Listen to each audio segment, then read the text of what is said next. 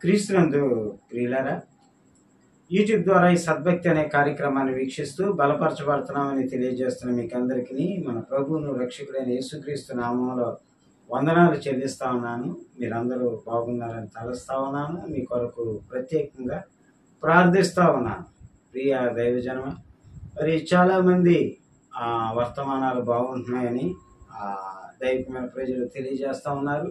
అందును బట్టి ప్రభువును మహింపరుస్తూ ఉన్నాము. అంతేకాకుండా మరి అనేకులు షేర్ చేస్తూ సబ్స్క్రైబ్ చేస్తూ ఈ యొక్క మరి ఆధ్యాత్మికమైనటువంటి సందేశాలను అనేకులకు పరిచయం చేస్తూ ఉన్నారు. అటువంటి వారందరినీ మరి ప్రత్యేకంగా అభినందిస్తూ ఉన్నాను. మీ కొరకు ప్రార్థిస్తూ ఉన్నాను. సరే ప్రియులారా, ఈరోజు ఒక నూతన అంశాన్ని మన వర్తమానంగా మనం ధ్యానం చేసుకుందాం. ఆదికాండము 6వ అధ్యాయము 8వ వచనాన్ని మనం చదువుకున్నట్లయితే ఇక్కడ బైబిల్లో ఒక భక్తుడు ఉన్నారు. ఆయన గురించి మనం ధ్యానం చేసుకుందాం. 8వ వచనాన్ని నేను చదువుతా ఉన్నాను. 6వ అధ్యాయం 8వ వచనాన్ని నేను చదువుతా ఉన్నాను. నోవాహు యెహోవా దృష్టి యందు కృప పొందిన వాడాయను అనేటువంటి మాటని మనం చూస్తా ఉన్నాం. వీళ్ళారా, మరి ఆదామును మొదలుకొని మనం చూసినట్లయితే ఎంతో మంది భక్తులు వారి యొక్క దైనందిన జీవితాల్ని మనం చూస్తా ఉన్నాము. అయితే ఈ సమయంలో మనము నోవాహు గారి కాలం వచ్చింది. ప్రియులారా, నోవాహు గారి గురించి మరి ఒక చక్కటి మాట దేవుడు చెప్తా ఉన్నాడు. నోవాహు దేవుని దృష్టి యందు కృప పొందినవాడు అనేటువంటి మాట. ప్రియులారా, మనం గమనించినట్లయితే మరి ఆ యొక్క దేవుని యొక్క కృప పొందడం అనేది, దేవుని యొక్క గ్రేస్ పొందడం అన్నది మనం గమనించినట్లయితే చూడండి ప్రియులారా, మరి ఒక 10th క్లాస్ ఎగ్జామ్స్ మనం ఎగ్జాంపుల్గా తీసుకున్నట్లయితే ఒక వ్యక్తి అన్ని పరీక్షల్లో కూడా పాస్ మార్కులు తెచ్చుకొని ఒక పరీక్షలో మరి తక్కువ మార్కులు అంటే పాస్ మార్కులు లేనప్పుడు దానికి కొన్ని మార్కులు కలిపి గ్రేస్ మార్క్స్ కింద వారిని పాస్ చేయడం జరుగుతూ ఉంటుంది. దాన్నే మనం ఏంటంటే మరి గ్రేస్ మార్క్స్ అంటాం. కాబట్టి అదే విధంగా మనం చూసినట్లయితే మరి ఆ నోవాహు గారి కాలానికి ముందు దేవుడు మానవుల్ని చూసినప్పుడు లేకపోతే మనుషుల్ని చూసినప్పుడు తన యొక్క మనసునందు సంతాపం చెందినటువంటి ఆ సందర్భాన్ని మనం అక్కడ చూస్తూ ఉంటాం. కానీ ఆ యొక్క తరములో నోవాహు గారిని చూసినప్పుడు మాత్రం దేవుడు ఎంతో ఆనందిస్తూ ఆయన దృష్టిలో నోవాహు గారు కృప పొందినట్టుగా మనం చూస్తూ ఉంటాం.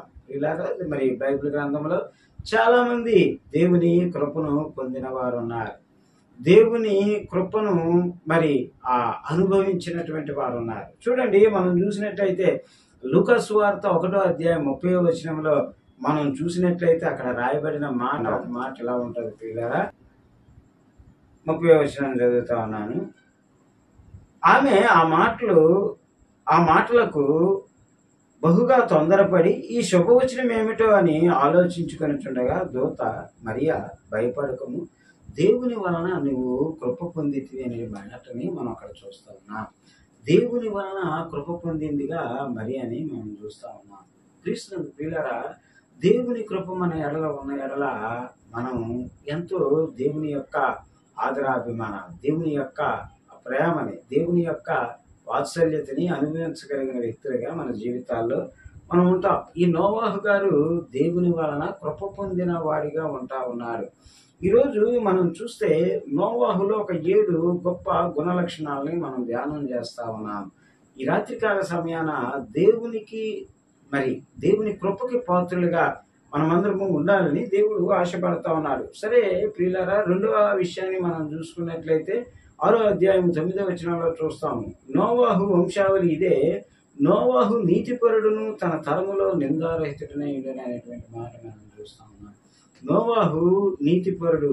మనం గమనించినట్లయితే మరి నోవాహు దేవుణ్ణి ఎరిగినటువంటి వాడు, దేవుణ్ణి వెంబడించేటువంటి వాడు, దేవుని నీతిని మరి అనుసరిస్తూ నడిచేటువంటి వాడు.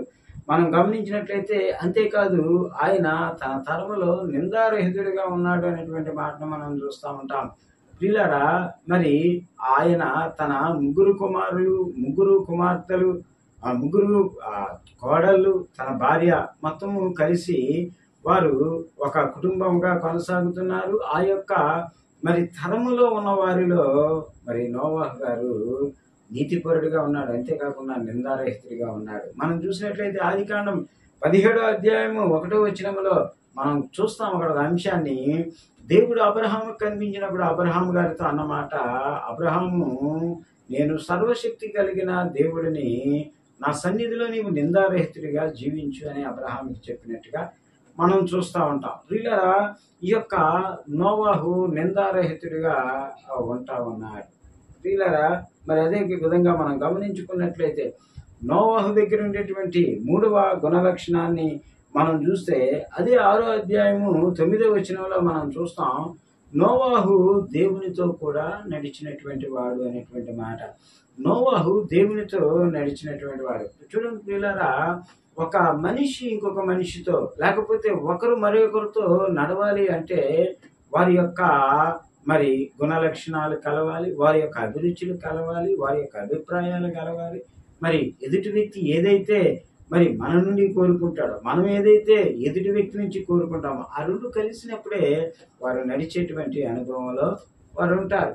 అయితే ఈ నోవాహు గారు దేవునితో నడిచేటువంటి అనుభవంలో ఉన్నారు. మనం గమనించినట్లయితే అదే ఆదికాండం 5వ అధ్యాయము మరి 32వ వచనం మనం గమనించినట్లయితే నోవాహు 500 ఏండ్లు గలవాడై షేమును, హామును, యాపేతును కలుగును అనేటువంటి మాట మనం చూస్తా ఉన్నాం. నోవాహు తన దైనందిన జీవితంలో మరి ఆ యొక్క కుమారులను కంటూ ఆయన ఏం చేస్తున్నాడంటే దేవునితో నడిచేటువంటి అనుభవంలో ఆయన నడుస్తూ ఉన్నారు.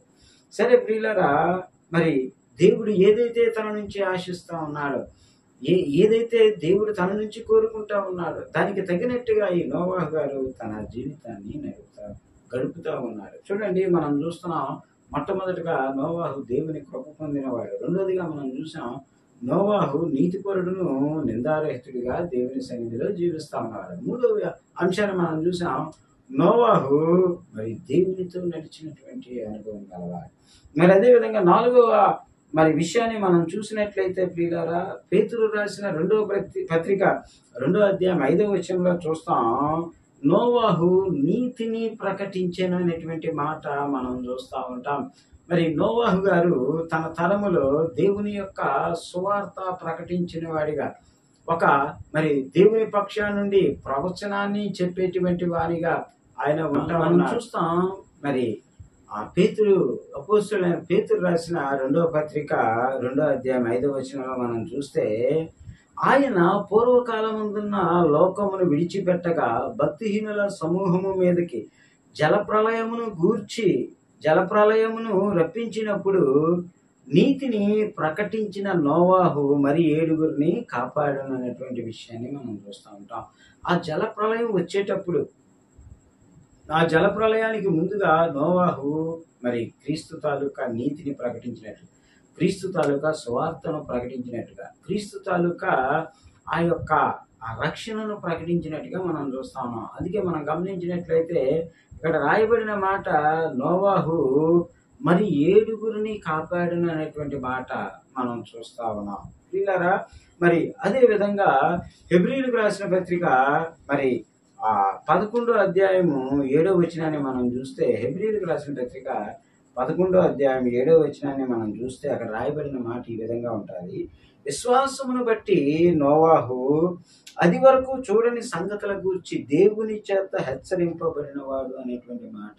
చూడండి, విశ్వాసమును బట్టి దేవుని పట్ల మరి అచంచలమైన విశ్వాసము కలిగిన వ్యక్తిగా మనము ఇక్కడ నోవాహును చూస్తా ఉన్నాం. వీళ్ళారా, 5వ అంశాన్ని మనం చూస్తా ఉన్నాం, నోవాహు అచంచలమైన విశ్వాసం. ఎందుకంటే దేవుడు నోవాహుతో చెప్పాడు, నోవాహు నీ కొరకు ఒక వాడను సిద్ధపరచుకో, ఇదిగో 40 దినములు పగలు 40 దినములు రాత్రి భయంకరమైన ప్రచండమైన వర్షం కురవబోతుంది భూమి మీద అని చెప్పినప్పుడు, మరి అసలు నిజానికి ఆ భూమి మీద వర్షము పడే అవకాశం ఉంటుందా అన్నది కానీ, లేకపోతే ఆ వర్షము ఈ యొక్క పడవను, ఈ యొక్క వాడను ముంచి తేల్చేదిగా ఉంటుందా, నడవడానికి సరిపడేటంత నీరు అక్కడ ఉంటుందా అన్నది మరి నోవాహు ఆలోచించలేదు.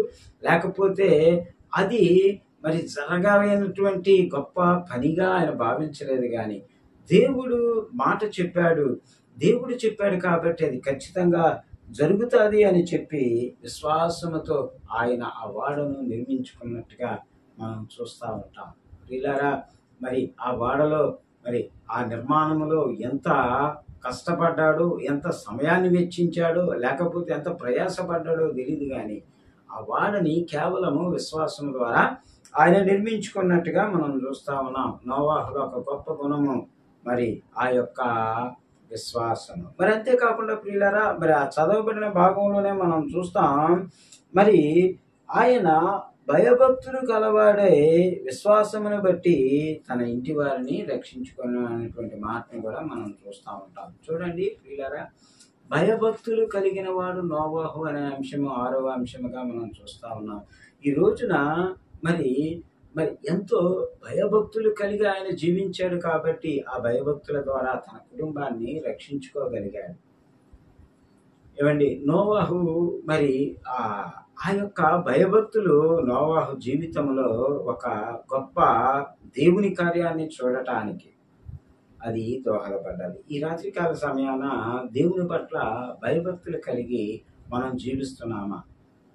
దేవుని పట్ల మరి భయభక్తులు, మరి దేవుని పట్ల భయము అనేది మనం చూసినట్లయితే దేవుడు మన జీవితాల్లో మరి ప్రతి సమయంలో, ప్రతి సందర్భంలో, ప్రతి పరిస్థితిలో చూస్తున్నాడు అనేది దేవుని పట్ల మనం కలిగి ఉండేటువంటి భయం అయితే, భక్తి అనేది మనల్ని చూస్తున్న ప్రజలు, ఇతరులు గుర్తించగలిగినది. కాబట్టి ప్రియులారా, ఈరోజు నోవాహు కలిగినటువంటి భయభక్తులు మన జీవితాల్లో కూడా మనం కలిగి ఉంటే, ఏమంటే దావీదు కీర్తన 33వ అధ్యాయం 19వ వచనంలో రాయబడిన ఒక చక్కటి మాట ఉంటుంది.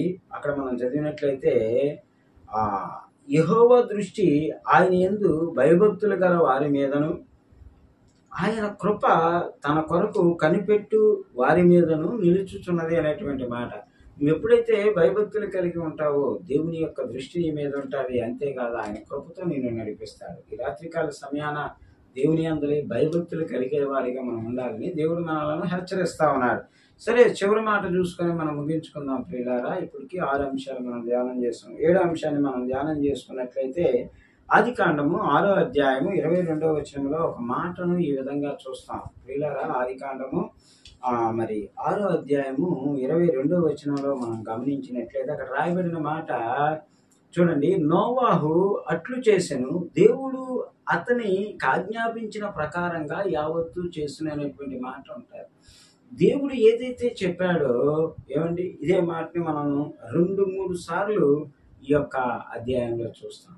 ఎందుకంటే దేవుడు ఏదైతే తనకు ఆజ్ఞాపించాడో అది మాత్రమే చేసినట్లుగా మనం చూస్తూ ఉంటాం కదండి.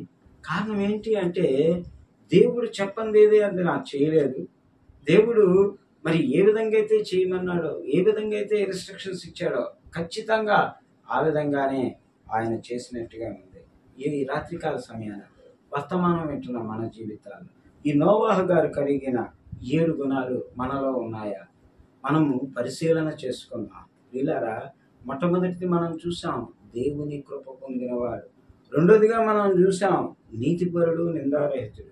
3వ అంశంగా మనం చూసాం, దేవునితో నడిచినవాడు. 4వ అంశంగా మనం చూసుకున్నాం ప్రియులారా, ఆయన విశ్వాసాన్ని బట్టి జీవించిన వారిగా చూసాం. 5వ అంశాన్ని మనం చూసుకున్నాం ప్రియులారా, ఆయన భయభక్తులు కలిగిన వాడిగా మనం చూసుకున్నాం. 6వ అంశంగా చూసుకున్నాం, మరి నీతిని ప్రకటించిన వాడిగా, సువార్త ప్రకటించిన వాడిగా, దేవుని యొక్క ఉద్దేశాన్ని ప్రజలకు మరి ప్రవచించిన వాడిగా మనం చూసాం. చివరి మాట మనం చూసుకున్నాం, దేవుడు ఏదైతే చెప్పాడో, దేవుడు ఏదైతే ఆజ్ఞాపించాడో కేవలం వాటిని మాత్రమే నోవాహు తన జీవితంలో యావత్తు జరిగించినట్టుగా మనం చూస్తాము. ఈ రాత్రికాల సమయంలో మనలో ఇటువంటి గుణ లక్షణాలు ఉన్నాయా లేదా అన్నది ఈ వీడియో ద్వారా మనము పరిశీలన చేసుకుందాం. ఈ కొద్ది మాటలు మనం వినికిడి దేవుడు బహుగా దీవించిన గాక. ఆమె మరి చిన్న ప్రార్థనతో మనము ఈ కార్యక్రమాన్ని ముగించుకుందాం.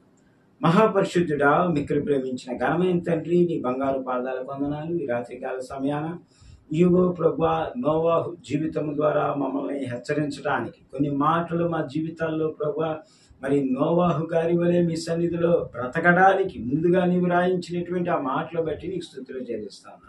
ఇదిగో ప్రభా, నోవాహు గారు ఏ విధమైనటువంటి జీవితాన్ని కలిగి ఉంటే నీవు సంతోషించావు, ఆ విధంగా మేము కూడా జీవించడానికి నీ యొక్క పరిశుద్ధ గ్రంథం ముందు రాయించిన ఆ మాటలు కొలమానముగా కణానుగా మేము తీసుకుని ముందుకు వెళ్ళడానికి నీ కృప అనుగ్రహించండి, నడిపించండి, సహాయం చేయండి తండ్రి. ఈ వర్తమానాలు మొదటి నుంచి చివరి దాకా వింటున్న ప్రతి బిడ్డని ఆశీర్వదించండి, దీవించండి. షేర్ చేస్తున్నా, లైక్ చేస్తున్నా, సబ్స్క్రైబ్ చేస్తున్నా ప్రతి బిడ్డని ఆశీర్వదించండి, దీవించండి. ఇదిగో సాక్ష్యాలు, ఫోన్ల ద్వారా సాక్ష్యాలు చెప్తున్న ప్రతి బిడ్డను ఆశీర్వదించండి, దీవించండి. ఈ వర్తమానం వింటున్న ప్రతి బిడ్డ వారి జీవితంలో నీ గొప్ప కార్యము చూసి ప్రభు సాక్ష్యం చెప్పే విధంగా మీరే సహాయం చేసి మహిమ పొందండి. త్వరలో రాని ఉన్న నజరేయుడైన యేసు శక్తి కలిగిన నామములో ప్రార్థన అడిగి వేడుకొంచున్నాం పరమ తండ్రి, ఆమేన్. మన తండ్రి అయిన దేవుని యొక్క ప్రేమ, కుమారుడైన యేసుక్రీస్తు వారి కృప, పరిశుద్ధాత్మ అన్యోన్య సహవాసము సని మనకును సర్వలోక పరిశుద్ధులకును సదాకాలము తోడేంటి నడిపించిన గాక, ఆమేన్. ప్రియులారా, ఈ వర్తమానాలు మీ ఆధ్యాత్మిక జీవితాలకు ప్రయోజనకరంగా ఉన్నట్లయితే అనేకులకు పరిచయం చేయడం మరవదు. ఈ యొక్క మా యొక్క ప్రయాసను మీరు గుర్తెరిగిన వారిగా అనేకులకు క్రీస్తు ప్రేమను బట్టి వీటిని మరి షేర్ చేయాలని కోరుకుంటా ఉన్నాం. అలాగే మీకు నచ్చినట్లయితే సబ్స్క్రైబ్ చేసుకోండి. మరి మీ స్నేహితులకి, బంధువులకి, క్రైస్తవ సమాజానికి వర్తమానాలు పంపించడం మరవద్దు. దేవుడు మిమ్మల్ని అందరినీ ఆశీర్వదించి దీవించును గాక, ఆమేన్.